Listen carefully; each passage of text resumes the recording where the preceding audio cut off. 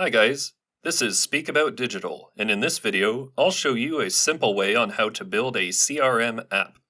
First, what you want to do is just scroll down below this video to the description and click on the first link you find there. Then, you're going to come across this platform, Glide. Glide is a platform that lets you create custom apps without coding. So, after clicking the link in the description, now you need to sign up to Glide.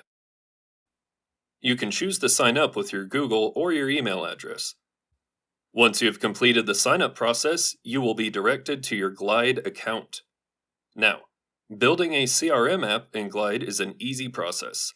Begin by selecting the Templates option from the left-hand menu, which will guide you to a page displaying your existing templates. To explore more templates, click on the Template Store option.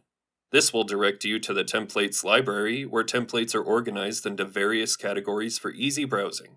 To find a specific template, use the search bar at the top of the page. In this case, type CRM into the search bar to bring up CRM-related templates. For the purpose of this tutorial, we'll select the first available template, Company CRM. Upon selecting a template, you'll be redirected to a new page where you see two options on the right-hand side, Create this app and Preview. Click on Create this app to proceed. This action opens the editor where you can further customize your app. The editor presents three key sections: Data, Layout, and Action. The Data section allows you to customize the app's data.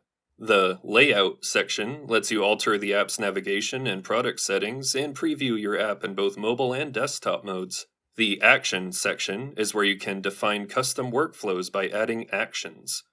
After customizing your app, publish it by clicking the Publish button at the editor's top right corner.